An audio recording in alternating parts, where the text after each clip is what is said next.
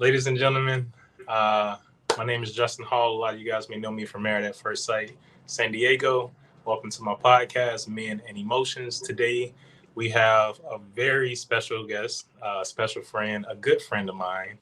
I would say we've been friends for quite some time. We met in Denver. My friend Britni. Say hi, Britni. Hi, world. My name is Britni. You can find me on Instagram. That is Malibu_Margie, like Malibu Barbie, but Margie, like Marge Simpson. Yeah. But yeah, I've known Justin for quite some time now. We've been good friends, and I'm happy to be here. Yes, indeed. All right, well, let's jump into it. So what's been up, Britni? How you been doing? How's life I've been been? pretty good. Life's been lifing, life has been, I think, whooping everybody's ass. Can I cuss? Yeah, you curse. Okay. Yeah. Life's been whooping everybody's ass, I feel like, but it's been whooping mine a little bit, a lot of change that's going to be coming up. But overall, I'm alive. And so that's good. I'm mostly happy. That's good. How's Miami? How's Miami compared to Denver? Oh, I love Miami compared to Denver. If I'm going to start with the negatives, the thing I like most about Denver is the people and how easy it is to navigate in Denver and make friends and all that. That's a lot more difficult here in Miami. Yeah. Excuse me. Outside of that, like the activities, the weather is my biggest love here. I am not a winter girl. I'm a summer girl through and through. So it's summer most of the time with a little bit of like fall-ish spring weather. So yeah, I like the weather the most. And that's cool. Outdoor activities. I feel like I've never actually been to Miami. What? No, I've never been to Miami. How did I not know that? I don't know. I guess in my mind, I feel like it's kind of like Southern California. As far as like the beaches, being close to the water, being on the coast, the lifestyle. It's like a Southern LA to me. Nah. No? No, they're very different. Like, because I've gone to San Diego a couple times.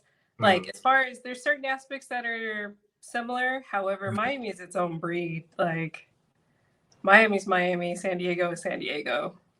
Like, so it's like Miami line to it. So Miami got a lot of Cubans, right? Yeah, it's very. And so California got a lot of Mexicans. Yeah, those are two different types of people. That's still Latin, though, right? Yeah, just because they're Hispanic or Latino or Latina does not make them the same thing, Justin. That is very problematic. They go up both... to a Cuban or go up to a Mexican and call a Mexican Cuban and a Cuban Mexican and see how quickly you get cussed the F out in Spanish. How different is their Spanish?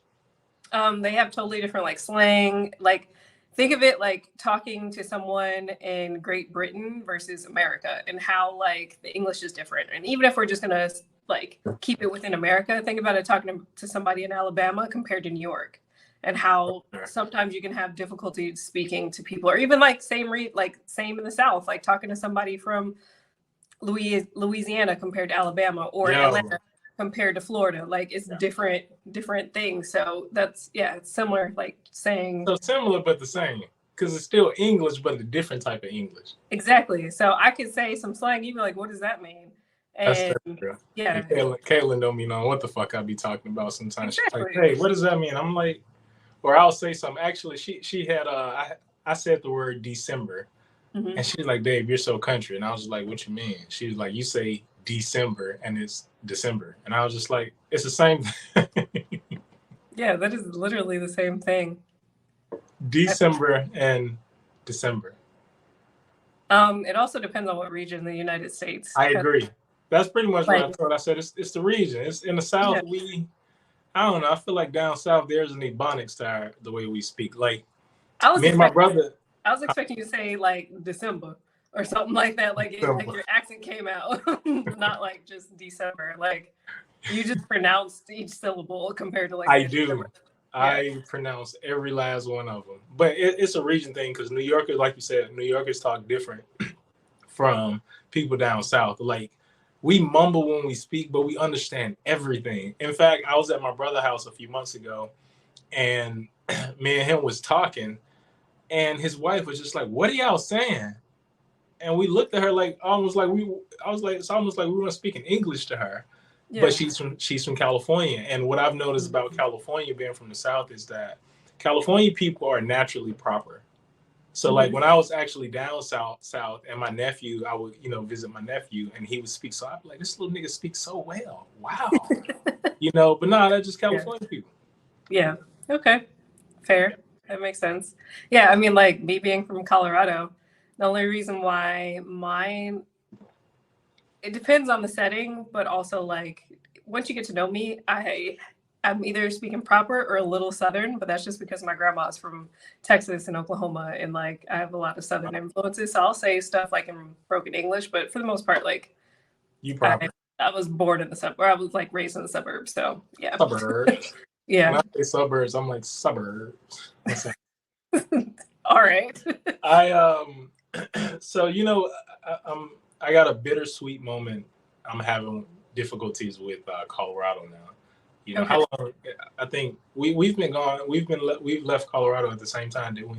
Yeah, I think you left before me. So I've been gone since February of 2021. Oh, okay. I left the summer of 2021. Yeah. Okay. So I left before you. Dang. Yeah. So I'm over here watching Colorado now. I'm a football fan all of a sudden. I think everybody is. Yeah. Of course, I'm a CU Boulder fan, what Coach Prime is. And I'm just like, I used to complain about how Colorado didn't have enough black people. Bruh, have you been watching the game? Yeah, like the games, not even that. Like I still, obviously, I still have family there and all that, so I'm still pretty connected to Colorado. There's so many events that are going down that weren't available when I was there. Like there's so many people that have moved there since like we've left that like it's a totally different experience. And I'm just like, they want to get hyped up after I leave. I mean, I could always go back, but that's an inconvenience right there.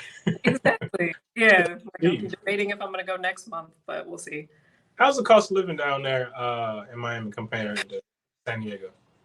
I don't know. I haven't lived in San Diego, but it's expensive out here in these streets. Like rent is expensive, entertainment is expensive, food is expensive. Like I moved here originally because I was like, oh, it's going to be equivalent to Denver because at that time Denver was more expensive than Miami, and then like in the short, real, yeah, in the short 2 years, like Miami is just exploded, and it's mostly due to the pandemic and people being able to work remotely. Like me, I'm a part of the problem of influx of transplants, but yeah, it's really expensive, it's starting to slow down, I've noticed, because I just got my lease renewal and they offered to renew my lease for the same rate, which last year they raised my rent by $600. So jeez, did you move in when it was did they reduce rates when you move in? Well, my rent was like $2,200 when I first moved in, and now it's $2,700. So that's not bad. Damn, for real? That's really good for a 1-bedroom. That is insane. But that's you in a 1-bedroom high rise though. Yeah. Yeah. But I just mean in general, that is insane. I went from paying like $1,600 a month in Denver to $2,700 in Miami. Like I think it was $2,100 because I said $600 my rent went up. But like the $2,100, I was like, oh, that's not too bad because the high rises in Denver I was looking at, if I would have stayed, were around that same price. It was like maybe 18, 19. I was like, okay. Man, I appreciate them 18, 1900 prices now. I wish. Like I was thinking the other day, my very first solo apartment was $650 a month, a 1-bedroom. Damn. I moved from that 1-bedroom. I was in Colorado? It was in Colorado Springs. So it was still cheaper than Denver, but it was early 2000s. And then I moved from that 1-bedroom into a 2-bedroom that was $750 a month. Yo, before I moved to Colorado, this is when I was we were after college and whatnot, and I was still I was engaged. And we were in a 2-bedroom loft, and I was working at the apartment community as a leasing agent. And bro, I was paying $659 for a 1,500 square foot apartment. In fact, it was almost like a 3-bedroom because we had the standard 2-bedroom downstairs and then had the loft upstairs. And it was just way too much space. And then when I moved to Cali, I stayed in Colorado Springs. I had a roommate. I think we were paying about $700 a piece. But what I appreciate now about Denver is that you can get a townhome, a full townhome, 2-car garage, 3 floors, washing and dryer, patio in a nice area for $2,000. I'm Yeah. paying now. Yeah, exactly. My apartment, barely 600 square feet. It's got a lot of storage. I love that. It's a great location. I love that too, but it's a box. Exactly. And that's what I was saying, how the price is so different compared to what it used to be. And like even what it was in 2020, this is insane. Like inflation doesn't normally work this way. And I'm not going to be the one to start it, but if somebody starts it, I'm definitely going to join the rise because I ain't shit. I we ain't need mad to at it, girl. flip the table. I am not mad at it. I had considered moving. I had found another 1 bedroom back in my old neighborhood right when I first moved here, and it was a 1 bedroom. But the way California market is, they charge you for shit that should already be included in the apartment. You know what I'm saying? So if you got a patio, that's a premium. If you have wash and dry, that's a premium. Yeah, yes, that is a premium. Right now, my current place doesn't have AC or heat. Yeah, I got a portable AC. You know I'm smarter than that, girl. The building was built in like the early 1900s. It was a hotel converted into an apartment building. Super cool. I like it because of the character. Like you see all the brown wood. It's I like history. And but it's a lot. What I could do. I don't know. I stopped dreaming about buying a house when I moved to San Diego because a regular house that'll cost you 150K in Alabama costs 2.5 million. I'm like, no, I'm not spending that.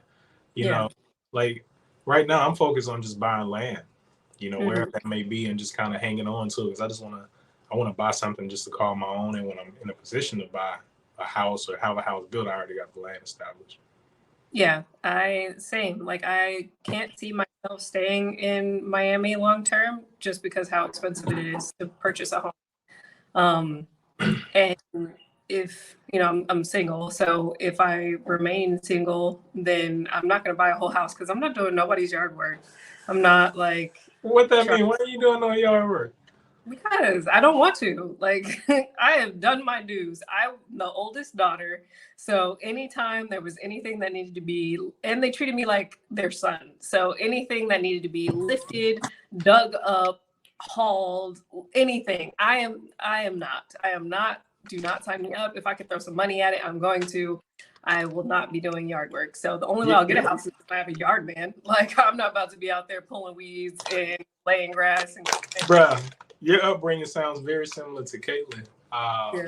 They have her dad has a tree business, and I guess when they were kids, all the kids, there's 5 of them, he made them work and to do exactly what you just described, and he didn't pay them. I was just like, there is no way. I mean, of course, I wouldn't say that to my dad, but in my mind, I'd be talking hella shit. Like, man, we doing all this work, we ain't getting paid. Yep. Yeah, because I'm pretty sure if they had a business, I wouldn't be getting paid either. I would just be having to be out there to do it. Mm-hmm. So I went to Sprouts earlier today. That's why I was running a little late. Coming back because we went to Sprouts, then we went to In-N-Out. I had a gift card to In-N-Out. You guys got an In-N-Out out there, or is it just bruh? Oh my god! Just got to Colorado. What do you mean? That's right. In Aurora, I forgot about that. Have you had it there? There's one in the Springs too. No, I haven't. I haven't had In-N-Out in a long time. I think probably last time I had In-N-Out was in Vegas, and I ain't been to Vegas since like 2018. Man, you gonna wait 15-20 minutes for your food, guaranteed. But that burger's gonna be fresh. Yeah, I like In-N-Out. And what do the people be saying? Unpopular opinion. I like their fries. I don't care people that would be hating on their fries. I like In-N-Out's fries. I like real potatoes. I'm sorry. Yeah. And also because they be like a little soggy and a little light skinned, they'd be reminding me of the potatoes like French fries my grandma would make from scratch. So I like fries. Yeah. I love all their food. Normally I get like a double protein style, no onions, no tomatoes, and I add an extra patty to it. So it'd be like a triple burger. I be getting it in. I be eating like a champ. I be thinking Michael B. Jordan on Creed. I go do some push-ups right after. That's crazy. Yeah, I haven't had it in forever, so I don't have a go-to, obviously, because it like opened like right when I left, I think. So I forgot about that. Yep, they did have an In-N-Out. It was in was it in Parker? There's one in Colorado Springs. That's like where the main warehouse and everything is. That's going to service the rest of Colorado. And then there's one next to the Aurora Mall or I forget what it's like, Town Place Oh, Mall. yeah, you're right. And I don't know if and where there's any other ones. Would you ever move back to Colorado? Absolutely not. It would have to be like an extremely well-paying job for me to move back to Colorado. Like it would have to be at least like base pay 250. Damn, girl. I do not want to live in Colorado. I'm sorry. I lived there my entire life. I miss it, yo. I miss the mountains. I miss the nature. I miss the people. You know. The only thing I miss is like the one thing. My only complaint about Miami. So people are nicer and it was so much easier to navigate in Colorado and like make friends. Like even if it wasn't long-term friendships, like you can make a friend for the day. Excuse me. Like say you go out day drinking and you meet some cool people in the bar, and next thing you know, all of y'all are bar hopping for the rest of the day. Of type of energy. So like that is what I miss about Colorado. But outside of that, I can go visit if I'm missing anything else. Mm-hmm. I see. That's fair. Mm-mm. That's fair. I guess I got a love-hate relationship with San Diego. Like San Diego is the people are as I'm gonna get a lot of shit for this, but oh well. It's a lot of fake people here. Yeah. You know, and I feel like because we're so close to LA,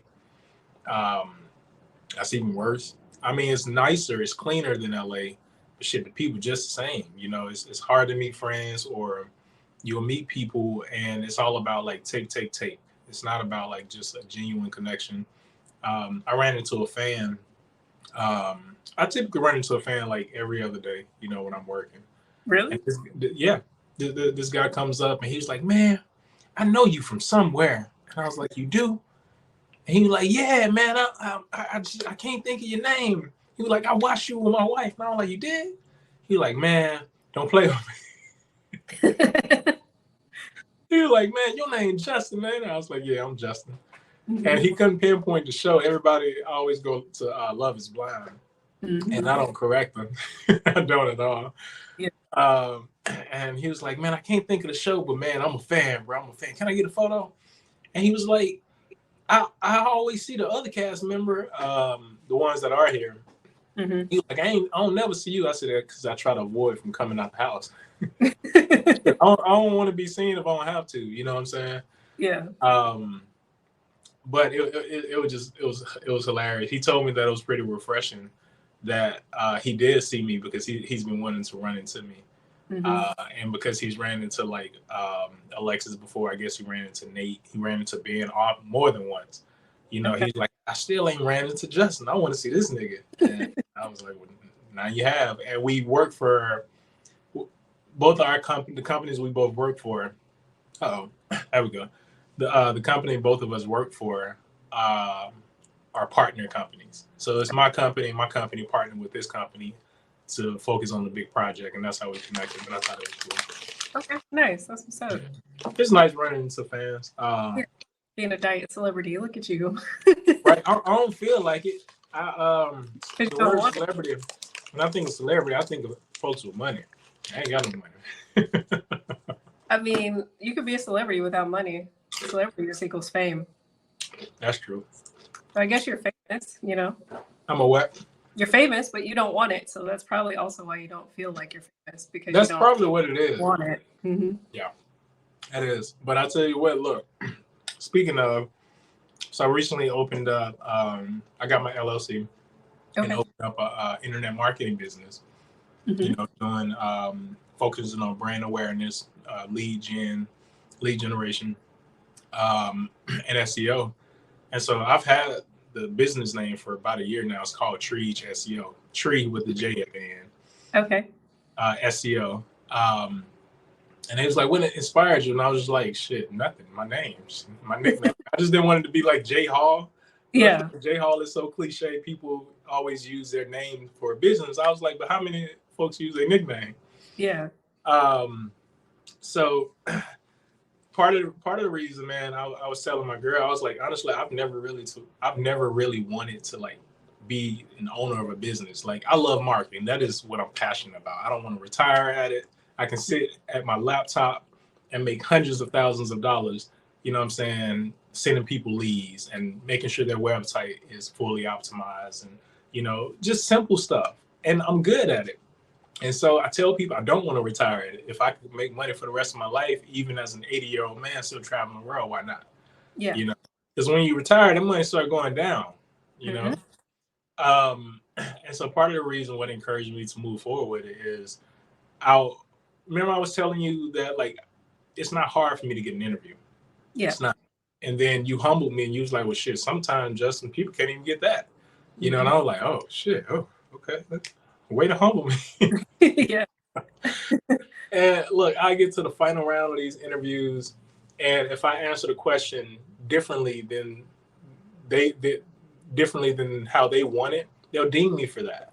I'll do a full portfolio. Like it's just a whole bunch of just dumb stuff. And basically it really came down to I'm tired of getting rejected for some shit I know I'm good at. Yeah. Or they'll want to hire you, but they want to pay you $30,000 less. I'm like, nah, why would It's been a little while since I've been there, but if you're looking for where the money resides, there you go. Speaking of, how's day life? I'm throwing in the towel. Why? I'm over it. Some of it's the consequences of my own actions. I can take accountability. However, I'm just kind of tired. It's really hard because, especially getting more mature in life, everybody's been hurt a lot. So everybody's walking. Well, the people, I can't say everyone, the people I've encountered are walking in with a lot of guards up. And I do my best to still have like a little bit of faith with it and try to walk in with my guards there, but it's not like all the way up to where nobody can get through, But I don't know. I just keep encountering things where it's like people are so quick to shut me out. So I could be the problem. I'm going to take some time away from the dating market and figure out if I'm the problem or, if it's men. Let me ask you this. Mm-hmm. So I have to ask, you my girl, I love you, but I got to ask. Mm-hmm. Do you have a checklist like Yeah. that the guys that you have to meet, that you meet or you go out on these dates with, you have a checklist that they have to Yeah, I got standards. Yeah, I have standards. It's not like the shallow stuff where it's like he's got to be over 6 foot tall and has to blah blah blah and like all this. There are some shallow things on there like I would prefer somebody taller than me just because I'm short. So like I want to be able to wear heels. Or if you're a short king and you don't get like in your feelings because I got on like platform heels, then we'd be all right,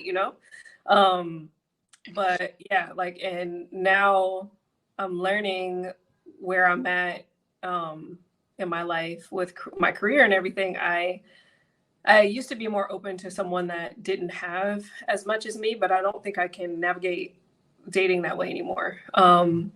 They have to be in my tax bracket now just because. For real? Wait, hold up.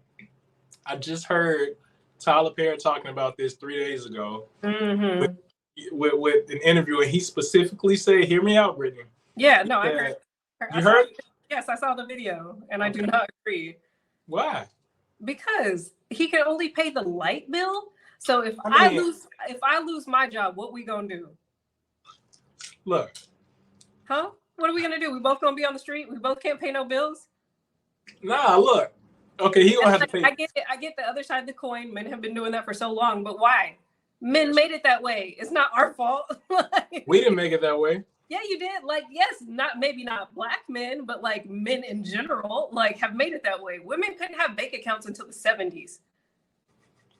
So when women would marry men and take most of their money, it was because they had to. They had to stay at home with the kids. They had to. So hold up. So let's say you make $250,000 a year. Mm-hmm. You telling me you want date a guy to make $60,000 a year? No. Why? Ego and pride. What I've learned, like it's not from not experiencing it. What I've learned is if the amount of money I make comes up in conversation, the whole energy changes throughout the remaining time I have with that man. And men have made it this way in at least the United States. That's the only place I can speak on because that's where I live. I've visited other places but I don't live there. But men have made it to where men, not all men, Let me just say that before I get hung at the stake, or hanged rather. Men have made it to where their value only lies in how much money they can make and the things that they have. So a lot of men in the dating market aren't able to look past the fact that, like, okay, I make X amount, she makes X amount, and if we put it together, we got this amount. All they see is she makes more than me, so I'm less than. That's not always true, though. That's not all men. I didn't say always. Don't put words in my mouth. A lot of the time it happens. But I also only have experience from dating mostly Black men as well. So, yeah, and there's a lot of layers to pull back with that. But yeah. But yeah, no, definitely, like there's the other qualities, like they have to be a good person. They have to actually listen, the things that you would think should be bare minimum are not anymore. And really? What's considered bare? Well, give me an example. Listening, being kind. I don't know. Where's my list at? Where's that? You know what? That's funny. Caitlin said something like that a few months ago. She was just like, I said, what are your requirements? And she was like, well, first they have to be kind. And I was like, what? That's one of your requirements? She was like, they have to be kind, cute, and no, it was cute, kind, and good dick. Okay, well, yeah, that's always a plus. Well, definitely, no one's gonna be happy if the sex is whack. Like you may be able to overlook it for a little while, but then eventually it becomes a problem in the long term. But yeah, definitely, it has to be physical attraction. Like all the people that be trying to convince other people that maybe you should date somebody that you're not attracted to. No, that also ends up it ends bad. You just have an ugly person breaking your heart. Like then you feel wrong. And then definitely have to be kind. Like, and you see that through how they treat other people. Like I was thinking about that today when I was walking to the store and coming back. Rich men can treat you like trash. Poor men can treat you like trash. Middle class, even though that's not a thing anymore, but that's a whole nother conversation, can treat you like trash. Like all different levels. It doesn't matter. They have like different expectations and they all expect the same thing, but it just depends on the level of what they expect to, when they expect to get it or how they expect to get it. But yeah, kind is like bare minimum, but a lot of people aren't kind. Or like even, someone that likes me, because men can definitely use you for what you have, who you are at the moment, what they need at the moment, but not even like you. I don't know how dudes do that, man. Dudes like that are just like, I know people call me cold, but that's cold. That's like basically, you know how you feel about that person and you just dragging them on for your own satisfaction. Yeah, it's pure manipulation, and it's just, lack of a better word, is evil. Like, why would you just use somebody for what they can provide for you at that time? But it's not only men that do that. Like now a lot of women are doing that because city girls up. So it's definitely, it goes both ways depending on what the situation is. I had an associate of mine telling me about some of her girlfriends, and she was like, her girlfriends are gorgeous. They got a lot of plastic surgery, but they still pretty. Yeah. But she was just saying how, if they see something in a guy that they want, they'll play their cards right intentionally to get what they want. And then after they get what they want, they'll drop them. And I was just like, how do you do that to a person? I'm just ain't that vicious. I'm vicious in a way where if you rub me the wrong way, you just gonna experience a different side of me, or I'm skeptical. I'm a skeptical person in general, so like if I let you babysit my dog, I'm gonna catch heat for this. But if I let you babysit my dogs and you don't communicate with me properly, then you're on my shitty side. You know what I'm saying? Yeah. That happened to me recently. Oh, okay. So you're just being petty? Yeah. And I was like, I might catch heat. Because if it surfed the internet and she said, she was like, oh, so why you didn't tell me this? I'm like, well, I didn't respond to your message, did I? Yeah. Why are you being passive aggressive, Justin? Sometimes it feels good to be passive aggressive. Yeah, but that doesn't mean it's right. That's true. Okay, Caitlin. You got to communicate. Like, that's another big problem I'm having with dating. Like what I've learned is not all men, and did you hear me? I said not all men. Not all men, I heard you. But a lot of men will be like, will not communicate their feelings or not communicate when something bothers them or you've hurt their feelings, and then get mad when you do. Like they want to try to like keep the peace, or they take out of context happy wife, happy life type stuff.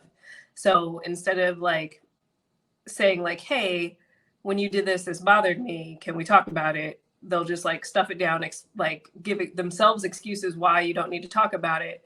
But then in turn, when your partner brings up something, then all of a sudden it's a problem because you feel some sort of animosity towards that person because they brought up something when you didn't do it. So now you're mad because they did, when that's just how they operate, when you could have fixed the problem just by communicating in the first place.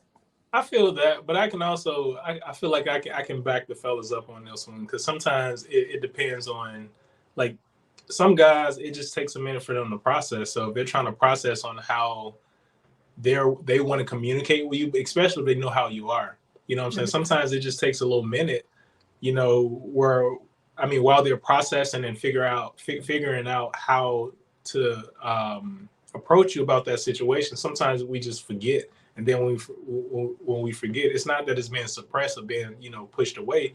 We just generally forgot until it happens again. You know, I know that's what I do for myself. Like when I don't communicate right then and there, or something's bothered me, I try to figure out a way to. I try to figure out the best way to communicate, you know, with my partner, because I know that sometimes for me things are just black and white. For her, things aren't just black and white. So I may give her the information and tell her how I'm feeling, but if it's not just, if she doesn't, you know, comprehend like that, then you got to come up with a different strategy. And so while in the process of thinking that strategy, I think dudes just forget. We just forgetful, you know. And then when you forget and it happens again, sometimes they explode, or they might get mad and say all this extra stuff that they was planning on saying, but because they forgot about it, you know, they didn't fix the issue. They're expressing their frustration out in the moment. And you're like, oh, wow, you never mentioned this to me. I know, because I do it, you know.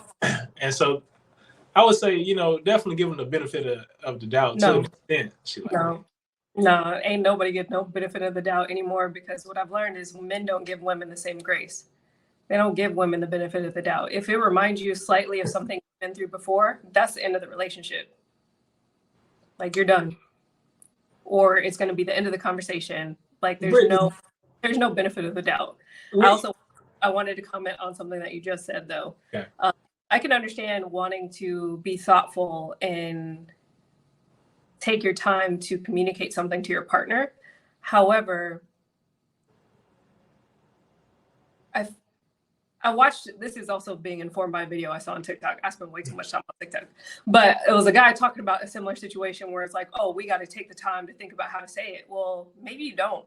Maybe you're assuming that, you know, like maybe, especially if it's early and you don't even know this woman like all the way. You've never had to have a conversation with this woman. So you're taking you're putting all the women that you've ever talked to in one box, and you're assuming they're all going to react to the conversation the same way. So then you're not going to have the conversation because it just seems like too much, instead of taking the chance to see if it may go a different way, or if you can clearly and concisely or effectively communicate something.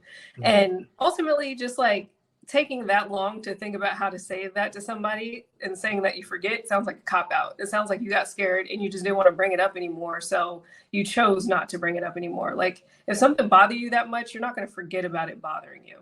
Well, okay, you said if you just met somebody. So if you guys are just now meeting, you know what I'm saying? I'm not saying that he's not, or guys don't put women in the same category, because I'm guilty of that. And sometimes I have to catch myself.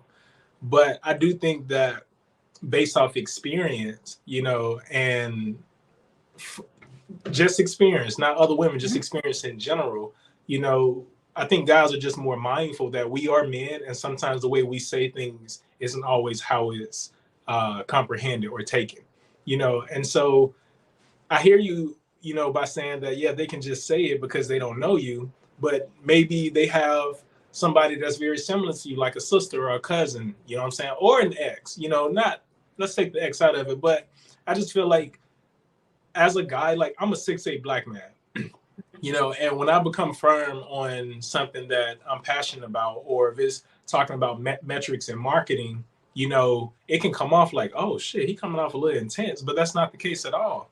I'm just being firm about what I'm talking about, because of the experience and the past data that I've collected. So that being said, is when I say things and I'm being serious about it, I'm gonna use testosterone as an example. Testosterone is what makes a man. So when they have that natural demeanor and they come off a certain way and it's being portrayed a certain way, that's not the intent, because we're just naturally men. We naturally have deep voice. We are naturally masculine, some of us. But what I'm saying is, like, I don't think it's a cop out. I think they're just mindful of what they think, what they're mindful of how they are. That's all. Do you take the same intention with your homeboys? Yeah, actually, I do. Some of my homeboys are a lot more sensitive. Some are more serious. So the ones that are more serious, I don't joke with him the way I might joke with my other homeboy. You know what I'm saying?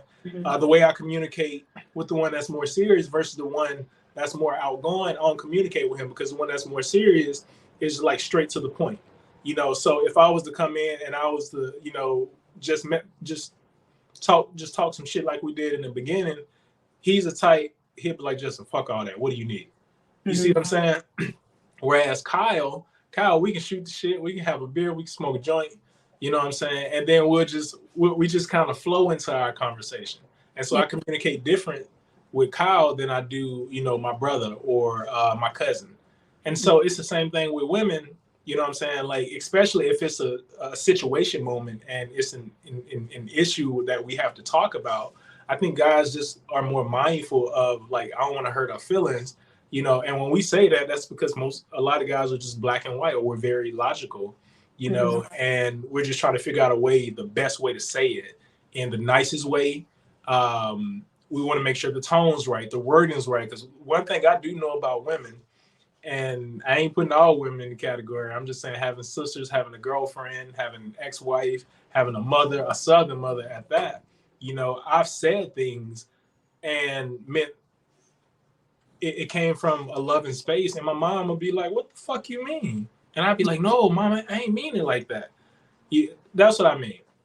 I think what happens is a lot of times women get put in a different category, like we can't communicate, because if I'm understanding correctly, what I'm hearing is just regular old communication problems, because you can have those same communication problems with your homeboy. You can say it wrong and they take offense to it, and then you can explain it. But I think because it's women, like, for some reason it gets like jumbled up, and like it has to be some sort of special type of communication, when really you could just take a moment like you would with your homeboy, reevaluate what you said and say it differently. I guess ultimately what I'm attempting to say is communication is difficult when it comes between both or all the sexes, and just people in general. However, what am I trying to say? I don't know.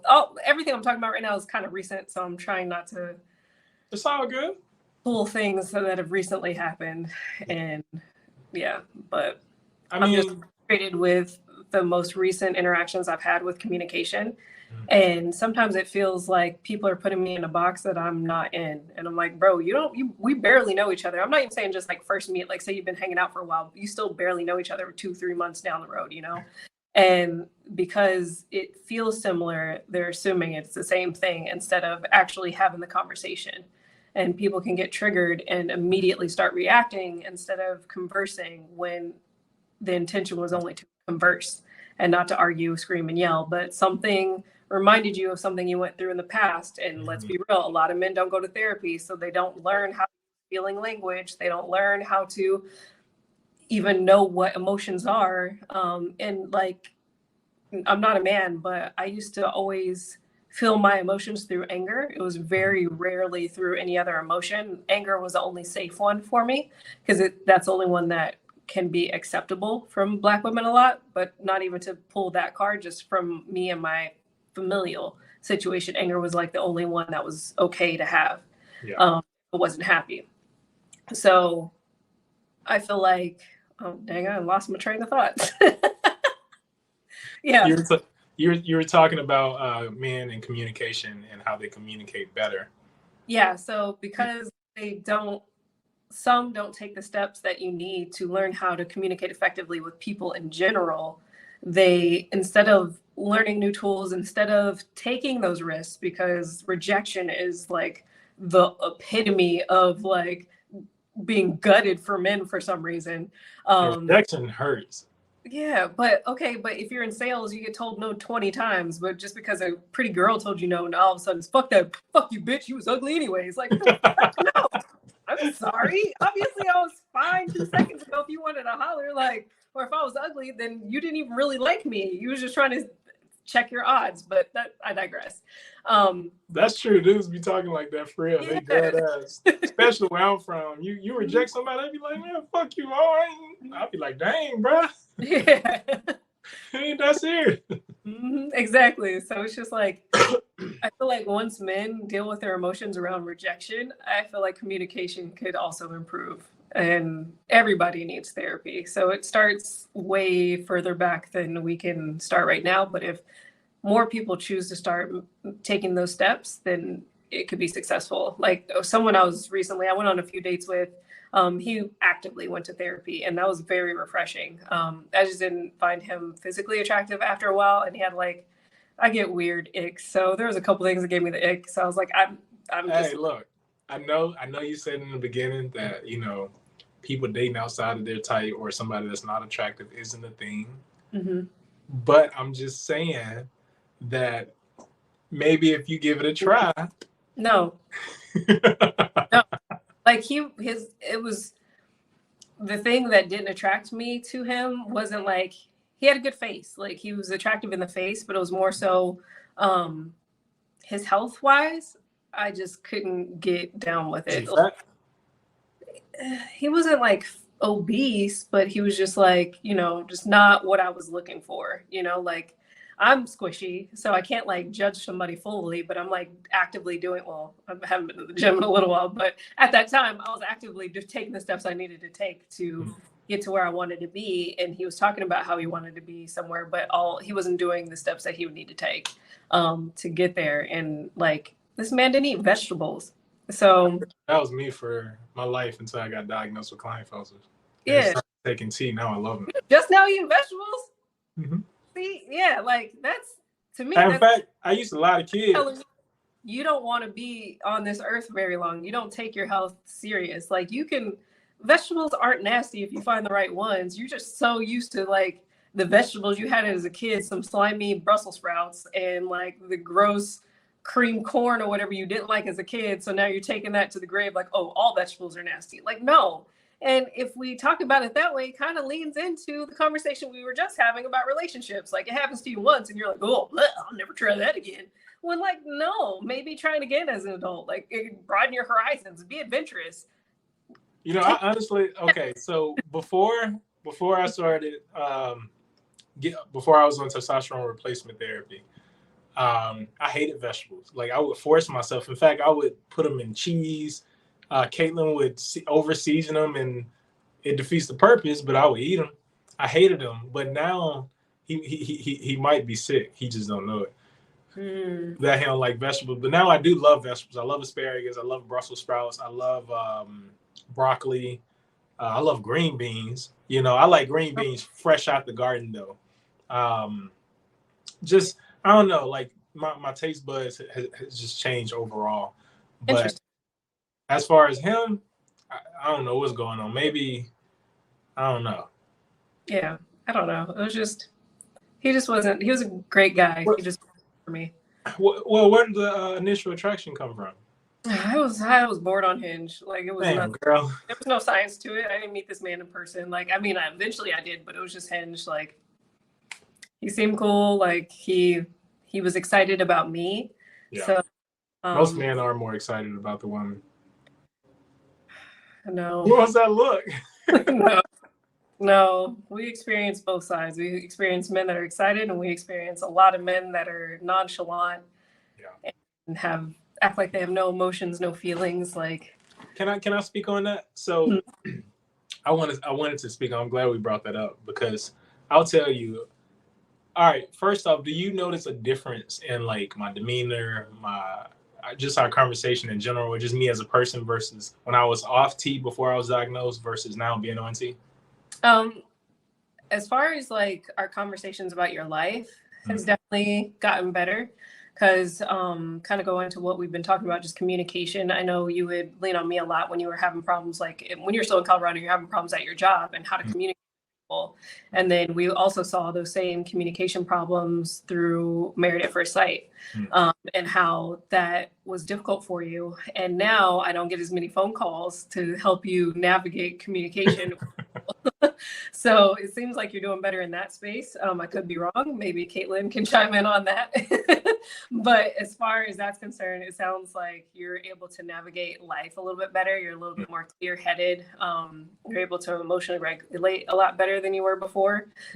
Because you would be giving me phone calls like going off the deep end, and I'm like, bro, it's probably not even that serious. Like, No, like I know they're frustrating you, but just like most people on this planet, or most people in the United States, are stupid. So it's probably all it is. Like, give them grace.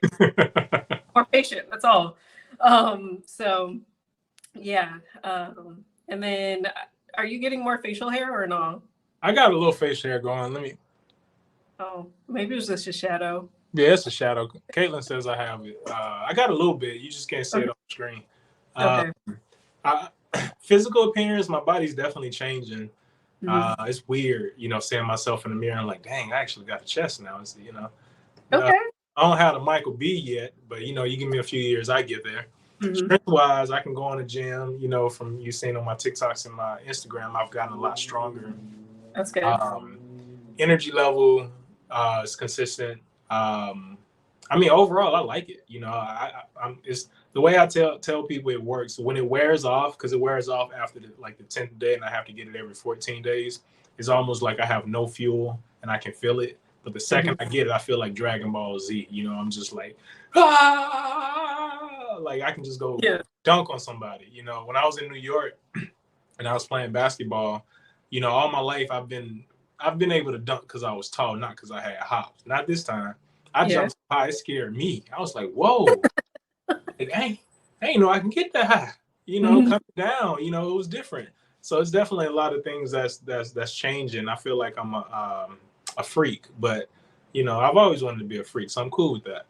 Yeah. What's changed a lot is the emotions.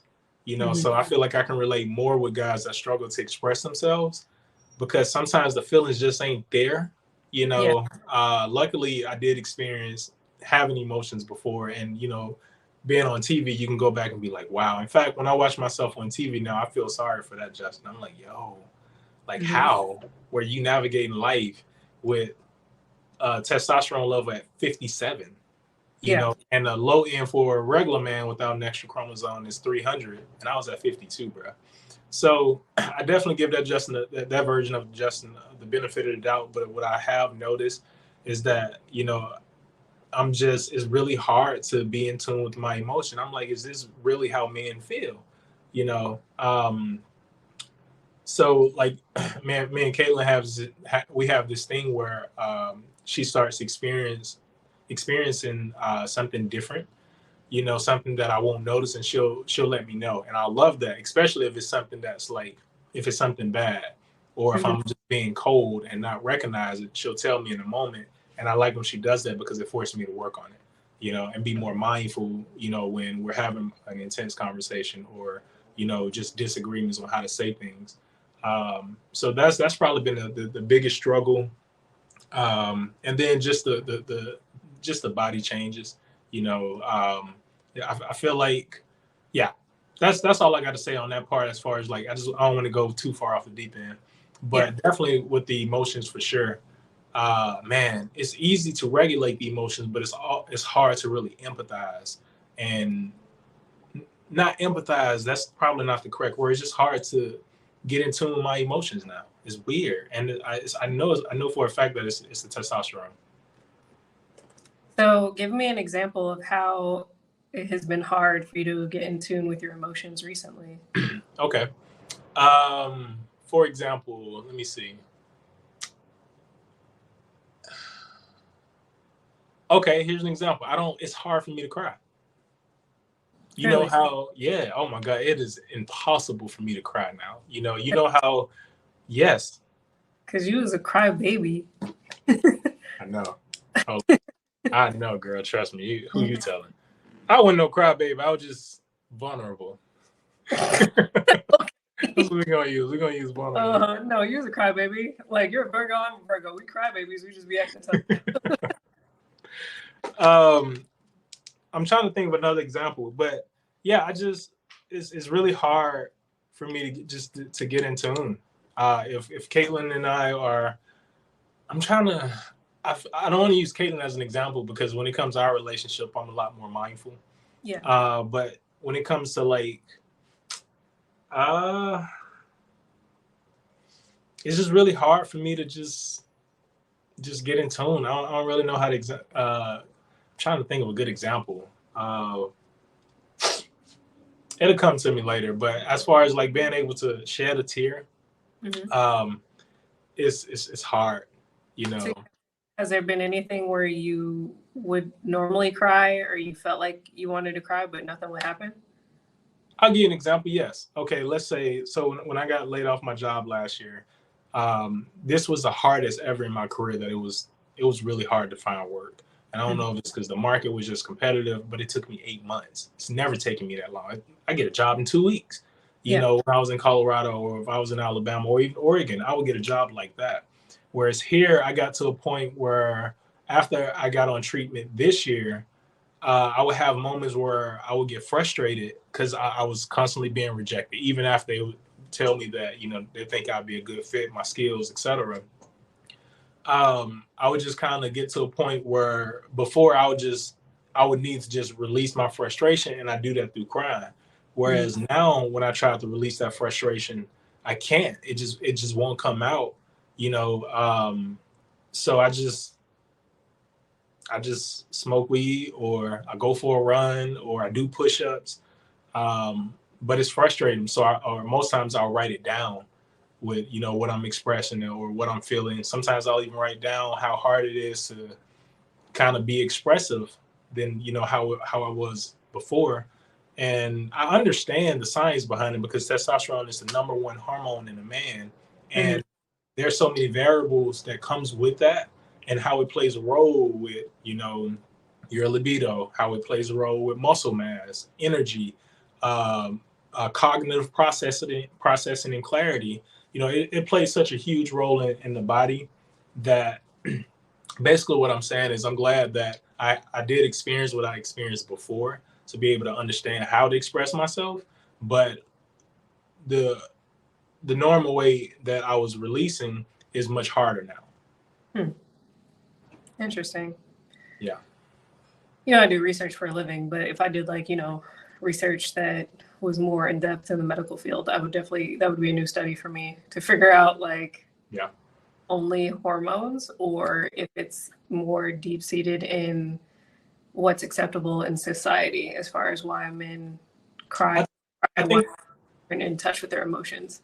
I think it's a little bit of both. I think it's, society based off how men were raised. When I interviewed Gil from Married at First Sight Houston, he's from Colombia. He's the first black man I ever connected with that's from Colombia. And, he said it's the same way. You're taught not to express your feelings. You're taught, to be masculine, be alpha. And so when you get to a point where you want to be that, you got testosterone, that's controlling that. And then you have programming, that's also controlling that. And then you combine the two, it's dangerous, you know. So when you encounter a man and it's hard for him to get in tune with his emotion, I think it's important for a woman in general to just be like, well, it can be testosterone, of course.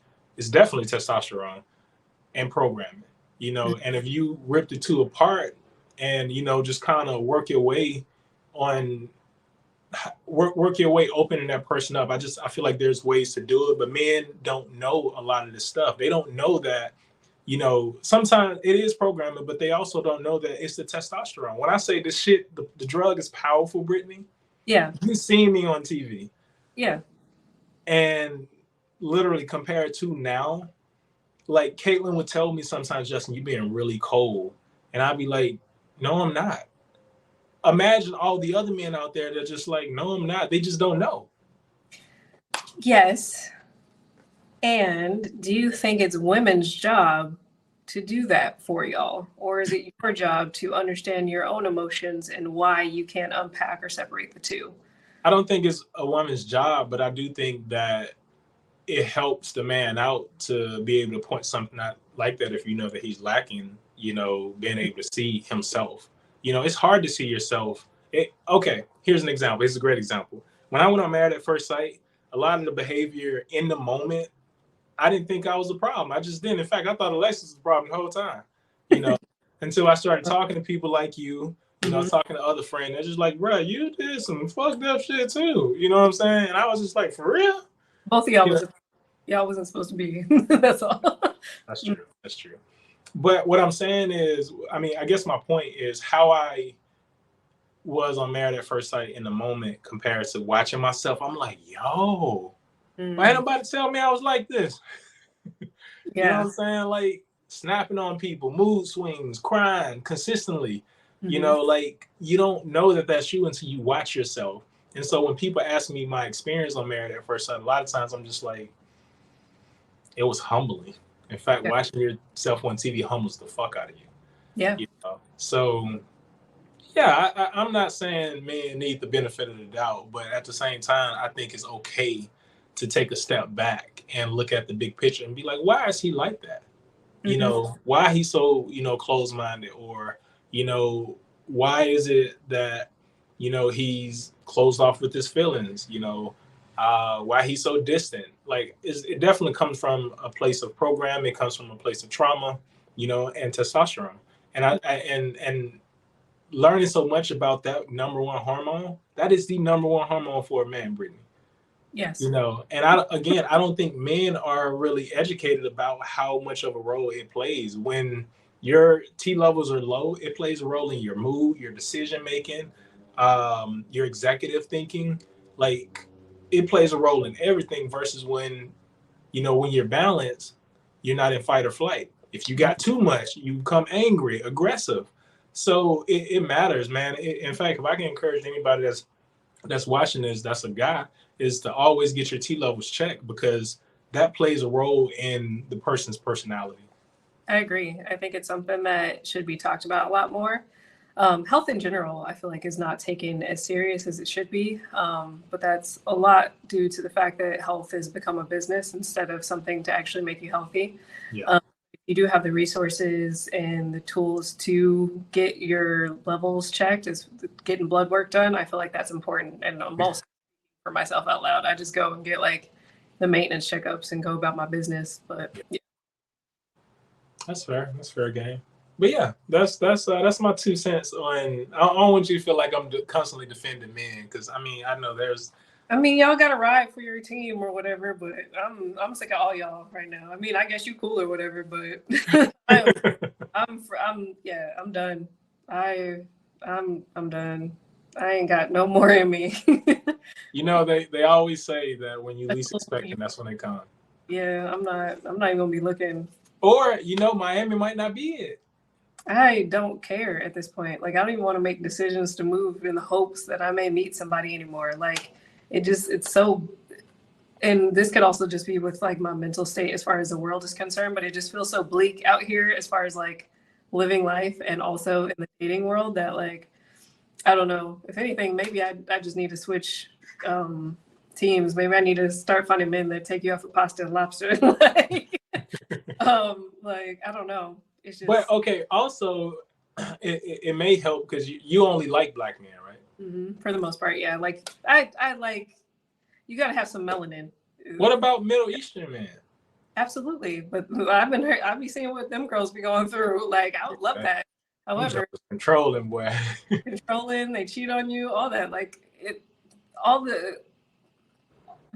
social media plays a lot into this, and I know I'm going to take a social media break soon. But a lot of the stuff I see, I'm like, okay, well, maybe it's just like this brand of man. And I'm like, no, it seems like all of them are trash. Like every single woman on this planet is complaining about men. And then men are like just gaslighting and putting the blame back onto women when it's like, Britni, so, let me tell you something. It is easy being a woman from a man's perspective. And I'll tell you why. Women are just naturally, if you're just beautiful, you can pull any guy you want. You can get anything, get any free meal. There's so much pressure on being a man, Brittany.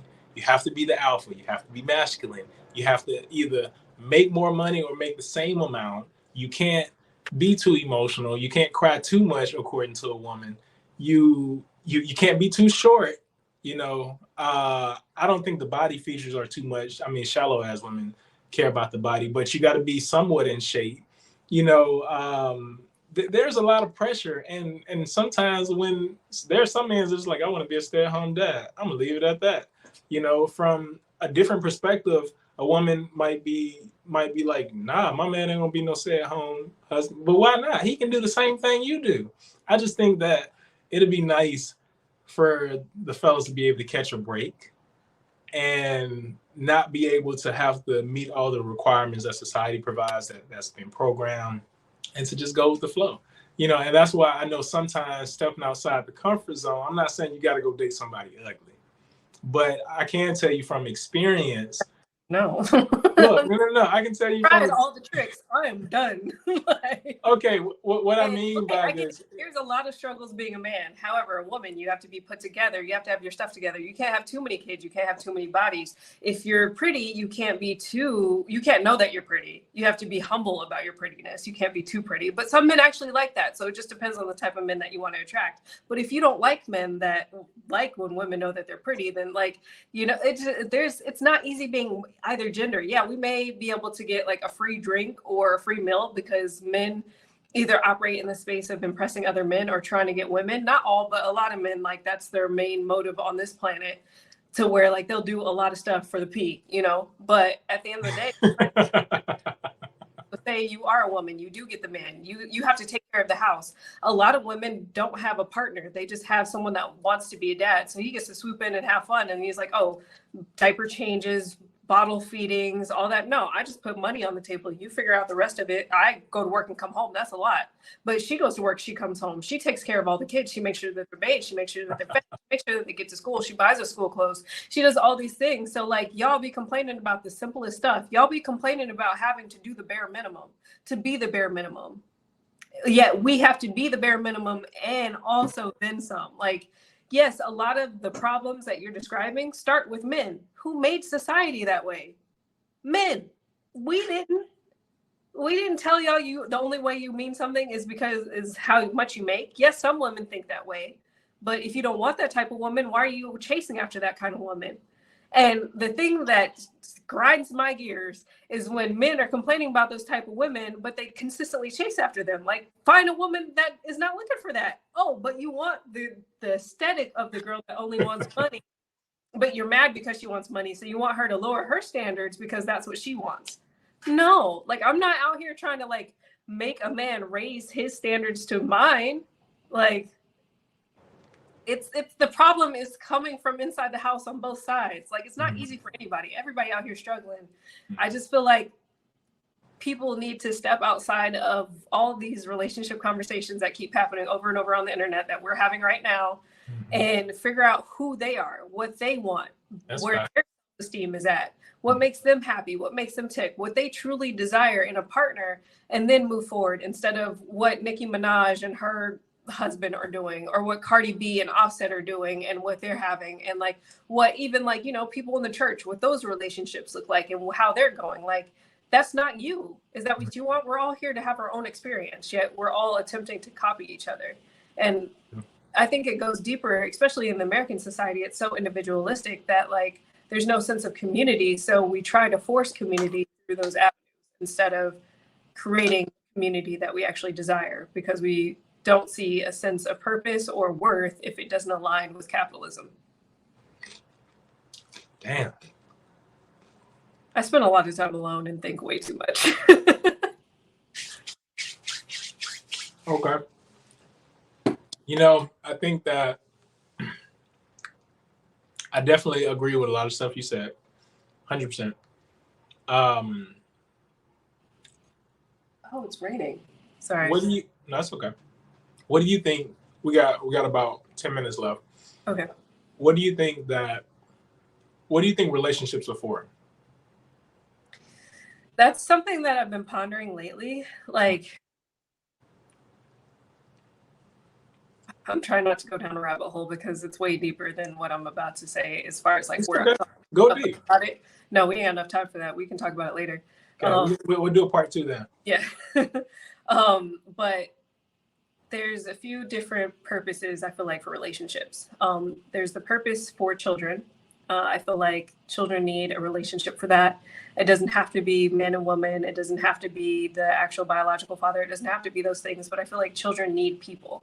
They don't need a single person. They need multiple people to be able to have their back and to depend on. Because one person you can feel comfortable sharing XYZ with, one person you know you can count on for that. So I ultimately feel like community is what's going to be the catalyst to change and what we all desire secretly and a lot of us out loud, that there's no sense of community. Like the shift when it comes to capitalism and Western world has been all individualistic, every man for themselves, eye for an eye. I'm the best. I'm going to be the best. I don't care who I got to step on to get to, is very Western idealistic. It's very colonizer mindset. Okay. Versus if we look at a lot of other countries and civilizations throughout history, it was very community based. Mm-hmm. So keeping all the multi-person relationships, like as far as romantic relationships, out of the equation. It's supposed to be that way. I don't know. It's not for me personally.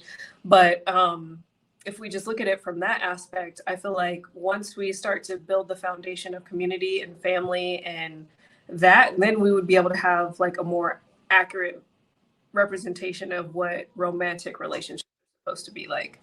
Okay. But ultimately, if we stick to the way things are now, I feel like relationships are meant for friendship, companionship, support, and that smaller sense of community that you can't get as much now because everybody's so individual. Like, I'm using myself as an example. I live in Miami alone in a 1-bedroom apartment, and if I don't talk to somebody at work, some days I don't talk to another soul. When, and there's a lot more people in the similar situations as me. I see. Caitlin asked me this question a few weeks ago. Mm-hmm. She woke up one morning and she says, babe, why are you in a relationship with me? And I said, honestly, you bring out the best of me. She brings out the better version of me. And I said, I feel like our relationship, in our relationship specifically, I feel like it's a mirror. And so, like, there's constantly growth. And what I mean by that, whether it's communication, whether it's reading the room, whether it's time and place on, when to respond versus being reactive. And so that's something that I've learned. And so I say, you're beautiful. That's a plus. I discovered that I'm a pansexual. I'm attracted to intellectual women. Mm-hmm. And I mean, don't get me wrong, you can't be ugly and intellectual. I'm just saying. But I mean, you might pull me if you is. Just saying. Chill.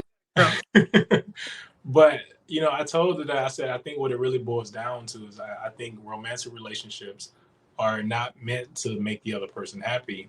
It's to bring the best version of yourself out of that person and vice versa, Mm-hmm. And it's that simple for me. Of course, you have to be kind and empathetic and, kind to people. But I noticed that, in my relationship, and I'm not bragging, but this is the first healthy relationship I've ever been in. That's good. The first healthy relationship. In fact, when Caitlin and I decided to make it official, it was 4 months after talking. I told her, I was like, I have a lot of toxic traits. And I knew that, because what I thought was okay wasn't okay. Like, constantly arguing, being petty, tit for tat, not having communication issues and not fixing it, just being like, just saying I'm gonna do it, but not being proactive about it, You know, she has a much wider vocabulary than I do. So a lot of times she'll speak how she speaks, and I don't speak like that. And I'll be like, babe, what does that mean? She'd be like, look it up. And that shit annoys the hell out of me. You know, I'm like, just tell me. But I get it, you know. So I don't know if I can encourage anything, you know, when seeking your partner or when you're not seeking, you know what I'm saying? Whenever you guys cross paths, you know, just see how that person can better you. You know what I'm saying? Like, what are your flaws? What can you work on? And vice versa. You know, and if that's not happening, if you recognize in your relationship that, man, I still have the same communication style that I have last year, then, you know, you can check that off and say, well, communication hadn't been worked on. You know, vulnerability hadn't been worked on. Being able to read the room hadn't been worked on. You know, I'll give you an example. When I was in New York, New Yorkers are some weird ass fucking thinkers. They're great. Personality is different. You know, where you can go to a room in the South and still have a bunch of introverts and still be yourself, and they'll engage with you. You can't do that in New York. You got all these thinkers and strategy people, and so when I would walk in the room, I would keep my same personality and not read the room, and I wouldn't get the feedback that I'm used to. You know, and so having Caitlin around, she's able to read the room, so she's able to kind of guide me, and we have like we don't have little codes, but we have a little eye contact where it's like, hey, this ain't the space for that. It's like, oh, you know, it's almost like code. So to say all that to say is that I'm not saying lower your standards, but definitely be mindful that look at you, you know, see? No, it's because a lot of times when people lead with like, I'm not saying this, but they literally are telling you to do that. So that's well, no, okay, let me rephrase it. So basically what I'm saying is I know that you have your type. I know that, you know, looks are important. I'm not gonna say, you know, go date an ugly intellectual guy because that ain't gonna work. That's not what you're attracted to. But what I am saying is that if you have the slightest doubt that he's not your type, but there's some potential there, and you recognize that potential could help better you in your relationship. Hear me out, Britni. I promise you. Realize how dated potential. I am done. I am not doing those things anymore. I've given the benefit of doubt and it's done nothing but hurt me. I've dated potential because I'm like, oh, okay, well, like you're actually working towards those things, and then those things start to reverse while you're dating. I'm not doing it. Like, I need to raise my standards more. Like, yeah, I may like little petty stuff I may not like, but it's to the point where now where I'm like, I date like a man. Like, I need to be like, oh, you remind me of something somebody else did. I'm done with you. Like, I need a date like that because obviously what I've been doing isn't working. And like, I keep getting the same advice where it's like, well, maybe you need to for example, me and my stepdad got into a debate, I'll call it, about similar thing. And it's just like, he was trying to tell me I need to lower my standards, but he was trying to justify it by like the transgressions he committed against my mother. I remember the story. Over. And I'm like, so no, like, when will the conversation from men to women stop saying lower your standards? Maybe y'all need to get better. Maybe. I don't think you should lower your standards at all. I definitely don't agree with anybody having to lower their standards because I wouldn't lower mine. You know what I'm saying? That's like been a lot harder to navigate because normally, like, I just go in, I can talk to most people. So I just go in, use my personality and like schmooze my way to like, you know, getting promotions and raises and things and like, or getting picked out for a team. But now because it's not as easy to socialize, that it's been more stagnant, but the trade-off is work-life balance. So I'd prefer that than like, you know, crushing the ranks. So. No, I feel that. I look, I was doing, I'm gonna say this and I'm gonna get ready to wrap up, but I was working on my business plan with, you know, what I'm gonna charge businesses or whatnot. And so I did a potential revenue for 2024. And if I can lock on 4 clients, I can generate roughly just a little over 100,000 gross for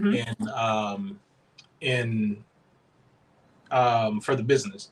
So I was like, okay, so now what I'm really trying to get down to is I'm trying to find the right AI system to do the work for me. Okay. You know what I'm saying? I'm still going in. I still have to create the campaigns manually, you know, but everything else will just be run by AI. Additional ads will be created by AI. And so to say all of this to say is, I don't know where it's going to take me. I know I'm passionate about it. You know, I know I'm good at what I do. I've had $100,000 budget, you know, that I've had to manage, you know, from my previous job with different campaigns on different platforms. But who knows where the universe will take this business. But to say all that to say, you can probably work with me. I'm not gonna say work for me, work with me. Yeah. You know what I'm saying? Because I mean, think about it. When it comes to expanding, and if the money is great, if I mean, if I have 12 clients, that's now and 100,000 is on the base package. Yeah. That's if they go with the cheapest package that they want to go with. That's not even the top tier of it. So if I have 12 or 8 clients, realistically, you can probably be generating over $600,000. Yeah. With 2 people, just Yeah. having 2 laptops, knowing exactly what they're doing. Exactly. So that's kind of more so where my head is at when I was working on the business plan. But also, I told myself I'm not going to touch it because I'm going to keep my day job. You Yeah. know, so if it's just generating income, it's just going into there. So if I decide to get a business credit, they can be like, well, Justin, you don't really need it because you got the funds here. But the way I look at it is, it ain't my money. Yeah. You know Yeah. what Keeping I'm it saying? back to the business. And that's how a Exactly. lot of businesses fails because they need to use the money for other things instead of Exactly. just pumping it right back into the business. So Mm-hmm. yeah, and I'm scared. I don't like messing with the government either, so I want to make sure I do it right. As long as he get his portion, then I pay myself later. But if I Mm-hmm. got my day job, I don't have to stress as much. You know what I'm saying? I don't have to stress at all because I still got my day job. I got consistent income coming in while this is generating what is generating. Yeah, there's Yeah. so many ways you can slice it, and I'm pretty sure you got other connections that know way more about business than I do. But definitely taking the avenue of paying yourself a salary instead of like taking it from the business and all that can create other ways to develop tax breaks and things like that. So ultimately, I think it's a great idea. I'm rooting for you when it comes to starting your own business because it makes sense, like as far as your personality is concerned, and also just taking the leap because it has been, this job market is terrible. So it's not you, it's just the job market. Like everybody's struggling. There's thousands of people that have been laid off in the last 2 years that has flooded the job market. So everybody's fighting for some of the straws. I appreciate you saying that. I didn't know that. I honestly thought it was just me. I took that shit personal. I did. Because again, I'm good at what I do. But you're not gonna offer me a $65,000 job when I know I can make an easy 110. Mm-hmm. You know what I'm saying? I just, ego or not, like I know my worth. I know my skills. I know the level, the amount of work that they give. So yeah, I'm gonna keep pushing. Keep taking it step by step, and I'm only gonna do what I know I could do and get results on. I'm not gonna try to go outside of that yet. And go from there. That's But smart. if you ever want to, jump in and, we need some research or a UX designer, instead of contracting somebody, because if I do get help, I'm a contract them in. Yeah. You know, I think that's a 1099, right? Yeah. Yeah. And that way, if they say, hey, you know anything about UX and research, I can be like, no, but, I have somebody I can contract in and I can pay you for your services at whatever you charge. Yeah. Let's cross that bridge when we get to it. I'm definitely not a designer, but I can definitely help with research. Okay. Cool. Cool. I can design enough to be dangerous, but it's not. I would not recommend contracting me for that. You gonna lose the client. You're so silly. All right, girl. We're gonna get going. I appreciate you being on here. This was fun. We lasted an hour and a half, and it just flowed, which I love that. I'll put down your Instagram, guys. Look, get your shit together. She's on the market. She ain't actively looking, but if you encounter her and you're gonna approach her, come correct you, because she ain't giving you the benefit of the doubt. She said that already. So. No. How would you like guys to approach you? Should they come up and be like, hey, man, what's your name? Shout it. No. Ew, that just gave me the ick. No. I'm really at a space where like I'm too tired to even, all hope is lost at this point in my life. Yeah. So I can't even dream about it anymore. This is the very first time, like I've been hurt a lot. Yeah. And I've said this like, oh, I'm done. I'm never going to do it again. But like in the back of my mind, there's always been like, I'm still going to like, get ready and try to make myself, like the best version of myself so I can be the best wife and mother and blah, blah, blah. And now I'm just at the point where I want to be just me.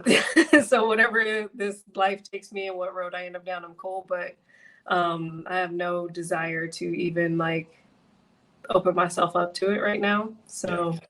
I think that's a good space to be in, because I feel like when you get to that space, that's when things I flow. don't even have that hope anymore. That's good. That's okay. That's not good. I'm not saying it like that, but I'm just saying I have that hope for you. I just want to make friends. That's it. I don't. Not even or like male friends. I just want like some solid girlfriends I can hang out with and do things. Like I want community, but I have romantically, I'm throwing in the towel. Like it's gonna have to be like the meme on social media. Jesus is gonna have to sit on my bed and be like my homeboy trying to get at you. Like no, I'm done. Done. Yeah. Well, I will say the beautiful thing about this podcast is that it's listened to everywhere. Yeah. I think when I say the people that follow me, I don't have as many followers as other castmates that went on the show at Married at First Sight, but I will say the people that do follow me are consistent followers, and they consistently engage. And a lot of them come from a good space where, when I was in New York, they'd be like, hey, my family cooked dinner for you and your partner. We just want to meet you. So to say that all that, is, although things aren't working out now, somebody could watch this podcast and be a huge fan of the show, be a fan of, I'm serious, dead ass. It happened. I know, but I'm just saying, you still trying to give me hope. Justin, chill. We good over here. First off, look, you are way too beautiful and you are a rare breed, Britni. And I told you this when we was living in Denver. What I loved about you the most is you're dope, you're beautiful, but you're beautiful with a dope personality. And that's rare. It's so hard. It's easy to find a beautiful woman. It's hard to find a beautiful woman that's smart. You can damn sure find a beautiful woman that ain't smart. You find a lot of those. But when you find a beautiful woman that's beautiful inside and out, she's kind, she's career oriented, she makes amazing money, and she got a dope ass personality. When I think of you, I think of Issa Rae. Dead ass. I think you look better than Issa Rae. She's gorgeous. I ain't saying she ugly, because she's gorgeous. Yeah. But I think you guys got the same personality to the T. When I think of you, when I think of your personality, I think of Tracy Ellis Ross. You goofy as fuck. You'll do some of the silliest shit. You'd be like, yo, she is dope. So I'm just saying that, like, you're a rare breed, so I think the space that you're in right now, where you've lost hope and you just doing you, when you start just genuinely focus on you and not even subconsciously have love in the back of your mind, or, oh, look at them guns, girl, sorry, my bad. I do that sometimes. Can't help Congratulations, finally seeing a little definition. Right? I'm going to put my hands back up because that's the position that I was in. But you're going to look back at this in like a year or two and be like, and die laughing. But right. But I'm excited that you're able to finally see those changes, because I know it's been a hard road for you and it's been very difficult, like not understanding why you couldn't see those changes. So, but I know what's going to happen, so that's why I'm saying it that way. You're going to look back from next year and be like, look at that, compared to like this one. No, you're right. You sure right about that. But no, I'm just saying that I think where you're at, I understand with losing hope. I know a few people that are there now and would much rather take a different route than what you're taking now. And we'll talk about that off the phone or off the call. But yeah, I think you being where you are is not a bad thing. You're not settling, which is amazing. You're not lowering your standards, which is amazing. You're not adjusting you as a person for somebody else's needs and wants, or wants and needs. And I think, when you get to that place, there's somebody else. Literally, there's a guy that's probably in the same boat that you're in, where he's like, I'm just done. And it could be next year. We don't know. We don't know the timeline. I'm not trying to create hope. No, I think this is a conversation we need to have off of this, so I can tell you more details. But you're giving me anxiety, just even like trying to give me hope about it, and I can't. I'm gonna send you some GABA, so when you get your anxiety start kicking in, just pop one. It's good for anxiety and keeping you calm. No, I can't. No, because then that's gonna make it worse.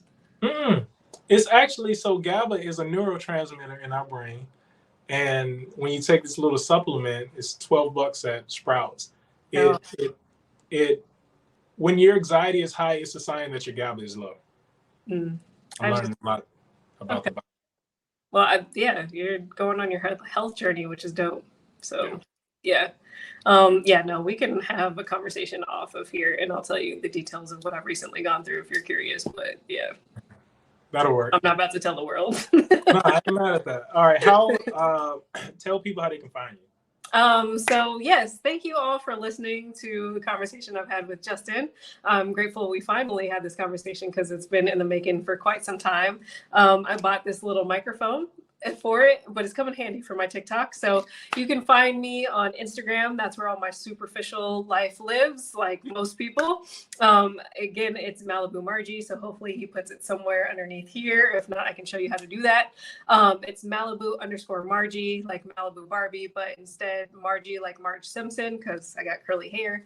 And on TikTok, it's Malibu Margie, no underscore. And you can find me there. Things get a little, you see more of the real me on TikTok, like most people. And I do fashion content. I've been really chilling on that lately. But yeah, if you find me, say hi, let me know where you came from, and I'll follow you back.